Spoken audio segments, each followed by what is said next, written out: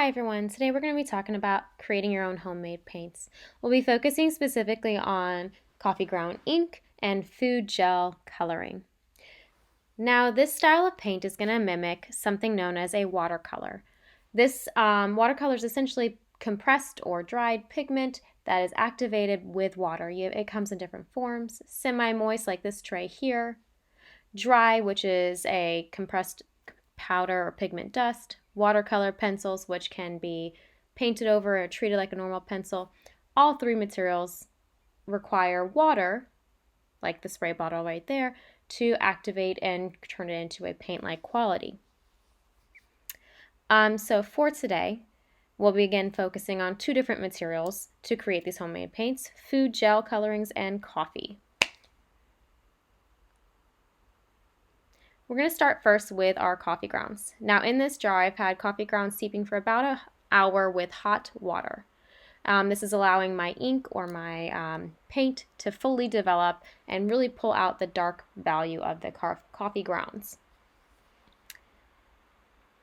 Now I'm going to be holding my paints and my values in a little ice cube tray. You can do have yours on a plate in a little cups. To get your different values of your coffee grounds, you're going to need to add water to your coffee tray. I'm creating 2 additional values to create a total of 3 different values of coffee ground ink. Add water and little bits of that original coffee ground ink to create your values. Now this is a paint, so you're going to need a paintbrush to create your values, or to create your painting.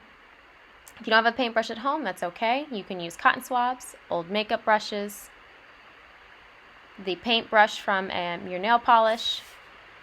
But in my case, I have a lot of paintbrushes at home, so I'm going to be working with paintbrushes. Okay, so we have my water cup, paintbrushes set up here. The next thing we want to address is the type of paper you're working with. Now my paper right here is a heavyweight paper. It's known as a mixed media paper, meaning it's a little over 90 pounds, heavier than our normal sketchbook or computer paper.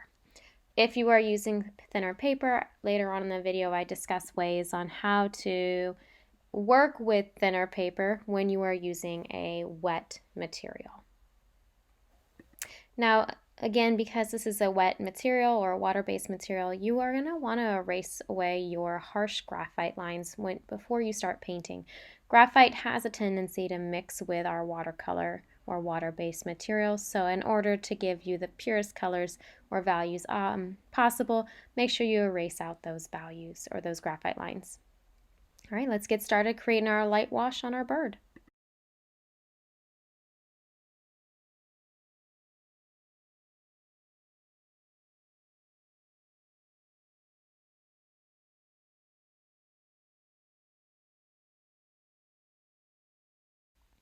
Okay everyone, so we're going to let this second coat dry and we're going to get started on our second piece. Now remember, this second piece is done on thinner paper, so for this I highly recommend taping down the 4 sides of your paper. This will help prevent any bubbling or warping of your paper as you're applying your liquid watercolor to your painting. Now this type of food coloring is known as a gel paint. Or gel food coloring. It's very similar to liquid watercolor, which is found inside tubes. It is a highly concentrated pigment that requires water for it to be diluted.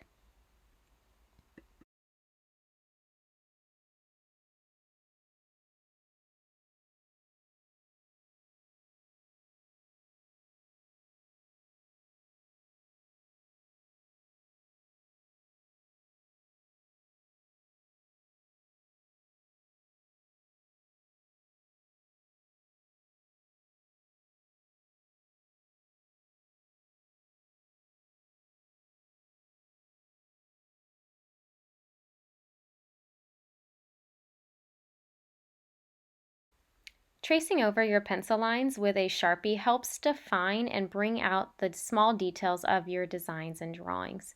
In both images, I have applied a thicker or more of a crosshatch style to define and really bring out those dark shadows.